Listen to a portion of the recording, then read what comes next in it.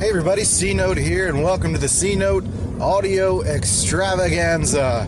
Yes, you are hearing it. It is a podcast. I'm back after a little bit of a hiatus. Still going through life things, but whatever. I've got a topic today, and let's do this. So, welcome to the show that is like a walk in the park. Exhausting. But it's a good time. It'll make you feel better, and it's good for you, so do it. Today is my birthday. 32 years old. I am a chipper young man that is, I don't submit to the whole, I'm getting old thing, because I still feel like I'm 18. A little bit out of shape, but that's fixable. It's totally fine. I'm not worried about that. It's all good. Still feeling pretty spry. So, I'm going to go to work. I've got some presentations to show today. I got some stuff I got to finish, so I'm going to be heads down in that. And I'm going to be, just killing it today. That's what I feel. I'm going to ride high on all the love, even the Facebook love, where, people are just like, happy birthday, and that's it. And they didn't actually remember your birthday. They're just saying it because it's on there. But that's fine. I give them credit for that because I do the same thing, so I don't really worry about it. I'm not worried about the nuances of friendship. If you want to be a friend, that's awesome. Welcome. I'm not worried about the level of friending, which is maybe another topic for another day. I think people get really petty when it comes to friendships. But today I share a birthday with the likes of Gwyneth Paltrow, Lil Wayne, Avril Lavigne, Mike Schmidt, which is a big one for me, being a Phillies fan, and Meatloaf, who apparently will do anything for love, but he won't do that, which I'm pretty sure that is butt stuff. That's my best guess. Speaking of butt stuff, today I wanted to talk about love. And that's the reason I'm doing a podcast today, because love is a very big topic. It's a very broad topic. There's a lot to talk about. There's a lot of misconceptions. And I am no expert when it comes to love. I definitely am not.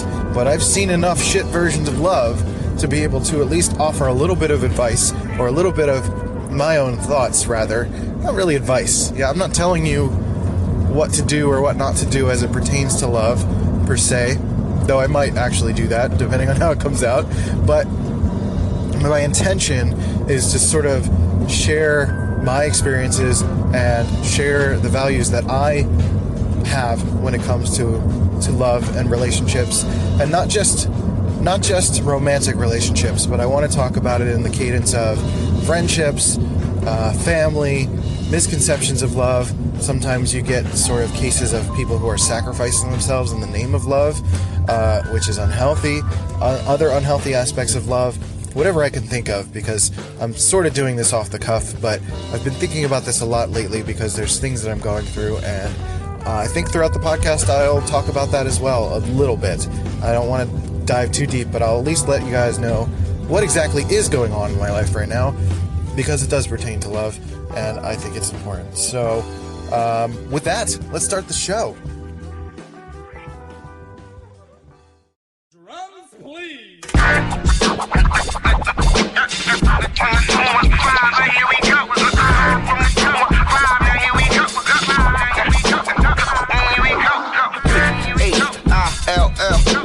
North, west, south, west, side, right, now here it is. Love. What a topic. I picked the doozy today. There's going to be a lot to go through. And it might be a bit unorganized. I was trying to think of ways to parse this out, but I'll likely just free flow it and see how it goes.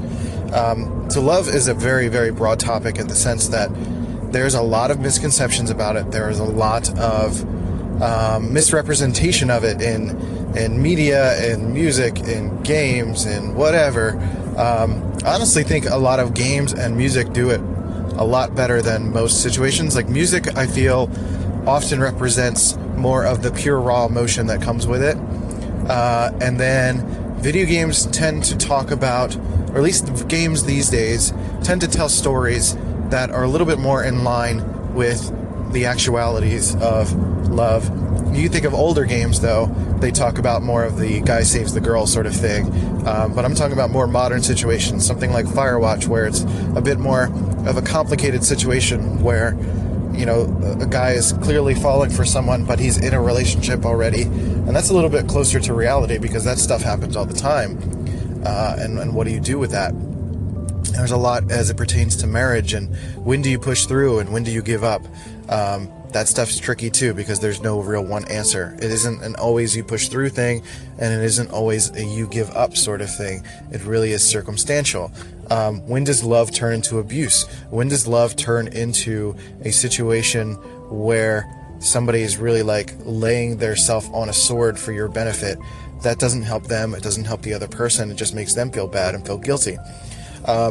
When is love practical? You know, you could feel an intense love for somebody, but realize that you may not be able to marry them or spend an extended amount of time with them because they just don't have their shit together. Like, they're not going to be a good practical partner. I mean, if you're showing that you're able to grow together, maybe you can become that a little bit better. But and really, if you're young, I guess you have more time to figure that out. But there is the practical side when it comes to at least marriage and relationships. When it comes to friends and family, it's a little bit more of a give situation. You know, you're not there are a little bit more expectations at a lot of family units and family situations, which often hurt things more than helps. I think when you really love and care for somebody, you just want to give to them. You appreciate who they are as a person and not really appreciate them for the things that they do or don't do for you. And I think that's when love becomes tricky, when you start to mix expectations. Oh, this person's got a really great, like, flowery car and, like, purple hair. She's awesome. She's really showing her boldness. So I appreciate her. I don't even know her. She's awesome.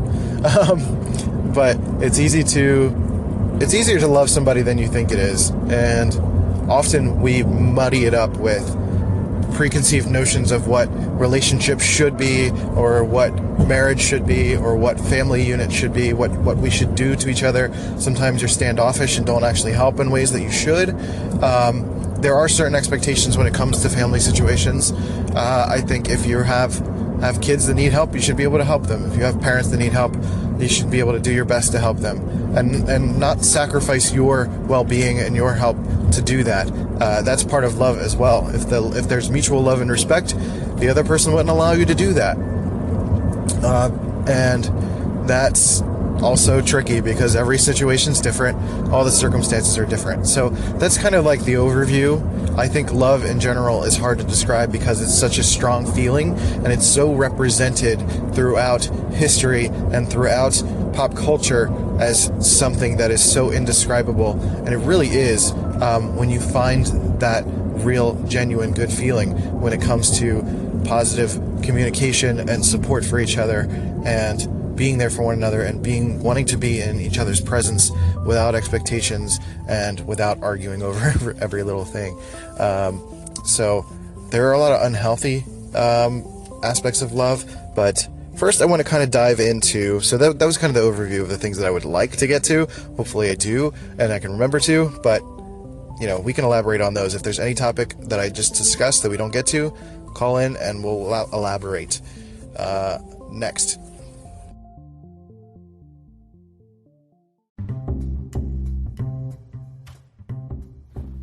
If you've been dying to start that podcast about doves, or about your favorite jacket, or about a long-lost love, or a murder mystery about a cat who murdered everybody, you can start it now on Spotify for podcasters. I've been on Anchor for a long time, and now it is officially Spotify for podcasters, and it has been a platform that has been growing for forever. And I love it, and I still use it to this day, and it has hosted this podcast for 500 plus episodes now. So I highly recommend it. It is free to use. Spotify for Podcasters lets you record and edit podcasts right from your phone or computer. So no matter what your setup is like, you can start creating today. I'm literally on my bed recording on my, like, the phone is on the bed, and it's I'm just talking, and it's not that complicated. And then you can distribute your podcast on Spotify and everywhere else that podcasts are heard. So video podcasts are available too if you want to show your pretty face and have people see you. You can do all that too. So just do it. It's totally free, no catch. Give it a try. Spotify for podcasters. Let's go.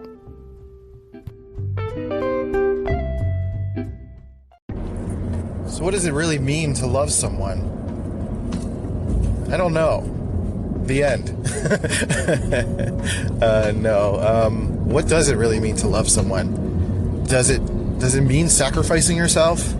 I don't think so. I think loving someone is finding value in someone, not just for yourself and helping you grow as a person, but finding value in another person for their growth and who they are as a person. Seeing their potential or seeing who they are now and appreciating the things that they like, their ideals, their dreams, their passions, their skills, their face sometimes. Sometimes that physical beauty can lead to learning more about their personality and who they are.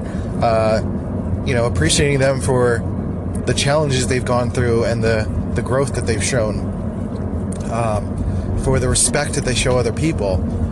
Some people have different values when it comes to that sort of thing, but I think we all appreciate as people someone who is kind, of a similar or greater intelligence than we are, somebody who is compassionate and who is loving. I think everyone has different love languages, which we can also talk about, to show affection towards other people. And sometimes those things don't line up, but when they line up, it's much, much easier to show affection and to love who they are, to appreciate them as a person and what they offer in life. I think when those love languages line up, whether it comes to serving someone, taking care of them, doing things for them, some people appreciate that. Some people appreciate gifts.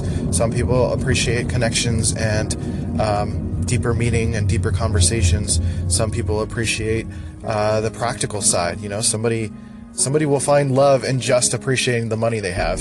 As much as we give crap for gold digging from or sugar mama situations to make it even, some people are fine with that. Some people can find love in that sort of thing. There's no real one ideal version of love. I don't think. I don't know. I know what my version of love is. I know that I appreciate good communication. I appreciate higher level thinking and discussions. I appreciate a show of intelligence. I've always been, and from a romantic standpoint, I've always been very, very attracted to intelligent, strong women. That has been my jam since forever. Like the whole short skirt, long jacket vibe that I've been from the song by Cake, describes it pretty well. But without, with kindness mixed in, with someone who has their own things that they love to do. They're not sacrificing their individualism for the sake of love. They are able to love but continue to be themselves and to continue to grow as themselves. And that's what I appreciate in a person. And I think everyone's situation is going to be different. Everyone's going to want different things from different people. Though I think the commonality is that we want someone in our lives, family, friends, co-workers, people that we love and appreciate, who are kind, whatever our version of that is, intelligent, whatever that version of our version of that is, and compassionate. Some people appreciate empathy more than others. I definitely appreciate empathy because I can empathize with that. And there are, I'm trying not to laugh at my jokes so much, but I guess, I don't know, whatever. Some people might find it cute and love me for that. I have no shame or no walls when it comes to love. I love my friends. I love my female friends. I love my male friends. I am able to love without the expectation of sexual reciprocation. I think that becomes a barrier for a lot of people. They're not able to go into that without it being a thing. Like a lot of dudes in particular, young guys who are doing the whole nice guy syndrome thing. They'll look at a woman, they'll appreciate them, they'll love them, and if it doesn't work for them personally, then they say, fuck them, they're the worst. And that's not love then. That's not real appreciation if you get mad at it when you don't get what you want. And I think with that, we can lean into the unhealthy stuff.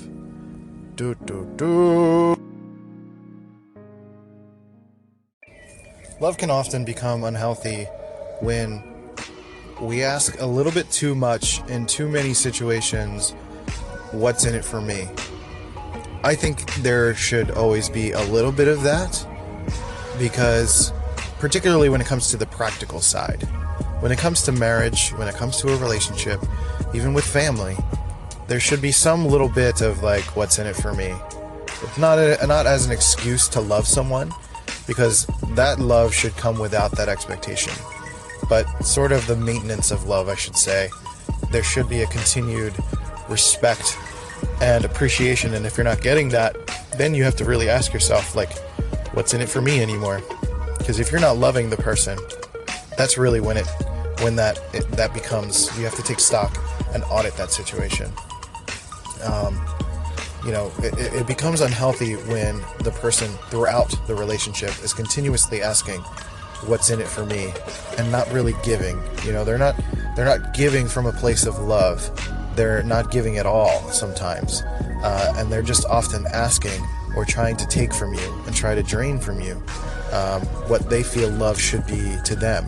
And it's often, again, I've talked about this in the past, but it's often a representation of their own insecurity. A lot of the times they don't feel very confident in themselves, so they project it on you, and they create higher expectations of you as a person to express the love that they want, which is often an unrealistic expectation, something that is not satiated.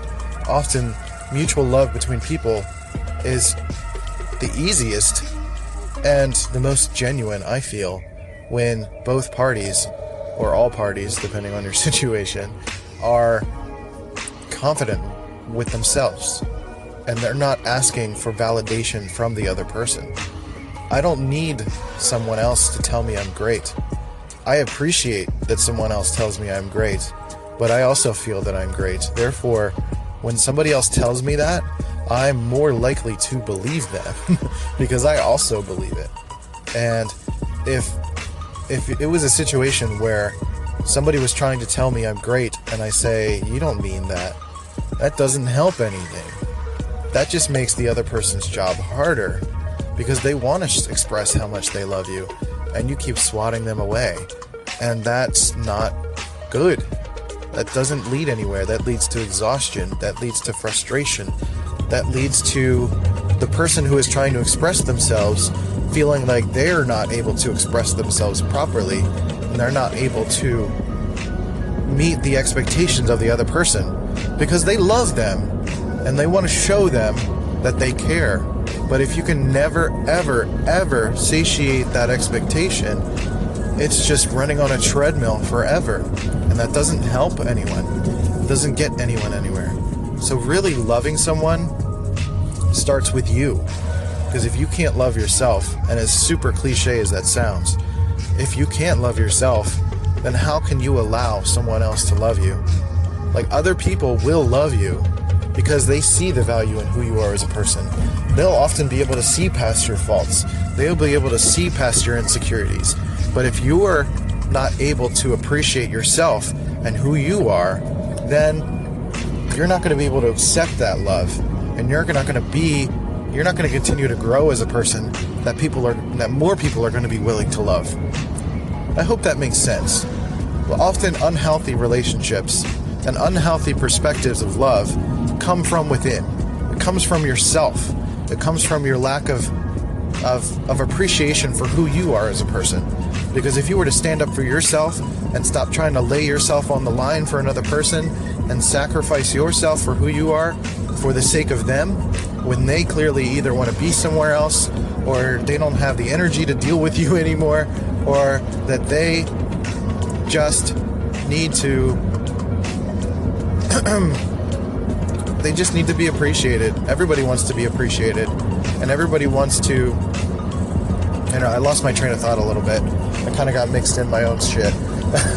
But basically, don't let your insecurities get in the way of finding love. I think you need to take stock of who you are and improve that, so that you can grow and allow people to love you, because unhealthy relationships, unhealthy love comes from you. One unhealthy habit I've had in the past when it comes to love is sacrificing myself. Like feeling like I'm putting myself on the line for the other person. It's really just another excuse to not grow. It's saying I'm pushing through, or I'm sacrificing myself, or I'm letting you have a happy life so that I don't have to grow as a person. I've done that in the past, and it's not a great feeling. It's not a great feeling 10 years from now, 10 years from then, I should say. There was a past relationship where there's a strange sense of validation because she's having a good life and she's better. But because of my depression and all of my insecurities that I was dealing with as a young man, I would often just say that I'm not worthy of it, that I'm not worthy of someone loving me. I'm not worthy of someone wanting to marry me and be with me and the affection that I've been given. And it really hasn't been until I've allowed myself to be worthy of that I've really allowed myself to accept and to seek the real kinds of love that I feel like I need and want in life. I feel like more than ever, and a reason I'm doing this podcast, is that I'm able to better define what I feel love is, what I would need from love, what I would like love to be, and have a healthy understanding of my role in a love situation.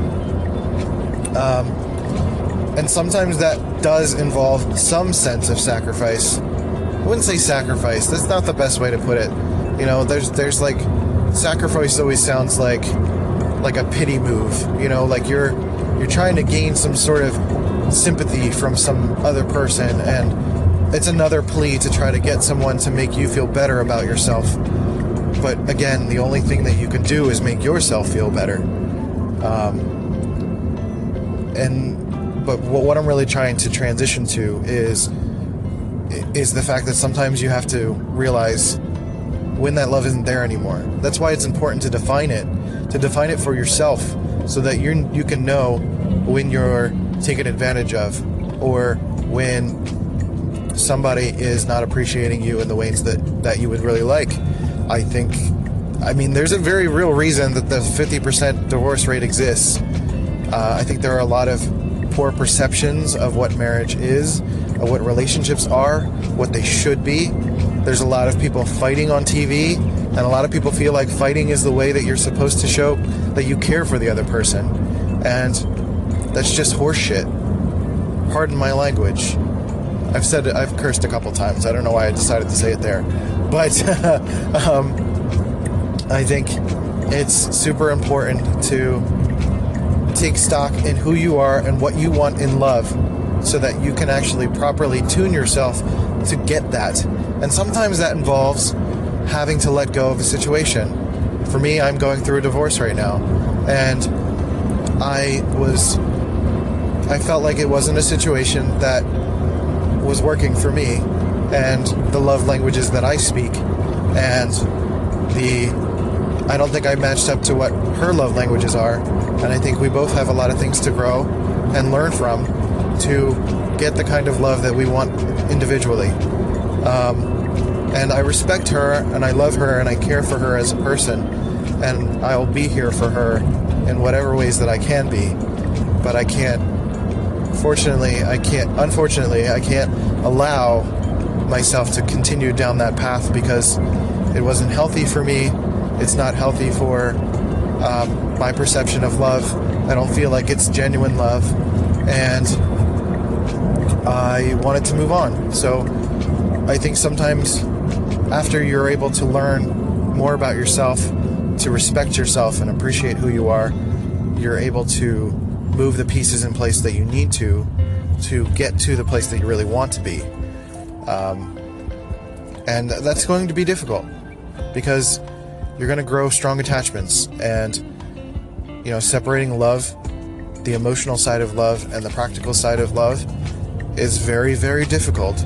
We get tied to nostalgia, we get tied to ideals, and it's hard to let go, but sometimes it helps us find a better situation. So love really is a two-way street in all senses of the word, in all contexts. You have to give love, and you have to allow it. You have to allow it to come to you. If you're deflecting people's love, then they're not going to want to love you anymore. That just takes too much effort. Love is easy. Love is easy when you allow it. When you can find people that genuinely care for you, and find people who are not just reciting words, people who are really talking to you and listening to you and appreciating you and showing little signs of affection, or just thinking about you and putting you at top of mind in different situations. That's what love is. Love is about respecting people and thinking about them and caring about them and just being there, being a friend first and foremost, in like the non-petty way, and being a friend by listening and caring, which is why I've loved my friends here on Anchor. Everyone's really great. People check up on me. I don't prompt them to. They're on the other side of the world. They don't have to give a shit, but they do, and that's amazing to me. Some people hear my words and it's helped them, and to me that's incredible. But I do also believe that I have value in some sense, which is why I do this in the first place, and that allows me to appreciate that love, to take it in, because not only do I believe to at least a minimum what they're saying, but then I could take that and compound it onto what they're actually saying and really help it build me as a person that continues to love myself. When people are praising me with my projects at work, it keeps me going, because sometimes you're going to have those hard days, and that's really why you keep those people around, so that when you're not able to love yourself, they can love you, and that helps you grow as a person. I think it's easy to feel like we're going crazy sometimes, when we're going through depressive episodes, manic episodes, a lot of difficulties in life. Growing that army of love is important, so that they can help pick us up when we fall. Getting a little emotional. But it's true. I'm really grateful for the people that I have in my life, and I love them and I care for them. I think I can allow the right kinds of love in my life because I set the proper boundaries. I don't let people run me over. I don't let people abuse me. I no longer will allow anyone to confuse love with their sense of control, or to try to use me as a conduit to satiate their needs. They need to help themselves, and no amount of love is going to help them help themselves. It's like a drug addict cannot get better unless they choose to get better. You can't make them. You can't restrain them. They will die, or they will die from, what's the word? I guess dependence. I don't remember what the word really is, but just they have to take responsibility, and you have to allow it. You can't, and you as a person, you have to allow that love to come to you. Now I'm being redundant, I'm repeating myself, but essentially that's what I'm getting at, is it's a two-way street. You gotta love, you gotta give love, and you gotta take love. And you give all that you can, because there's no time for pettiness. There's no time for nonsense and insecurities. We're adults now. We gotta work through that stuff. We gotta get better. We gotta try to appreciate every time, every second we've got. because these are the only seconds we've got. These last few minutes, these last 20 minutes that I've spent talking about this, it's being recorded and people will listen to it over and over again, but my recording this will never happen again. This moment, this second, this moment, and this moment, and this moment, and this moment will never happen again. So you need to take stock in that. You need to appreciate that and demand the right love in life. So I think I'm going to end it there for the official podcast. But if you want to call in, let's chat about it. Rival My Design on all the social channels. And on that note, I'll talk to you guys later.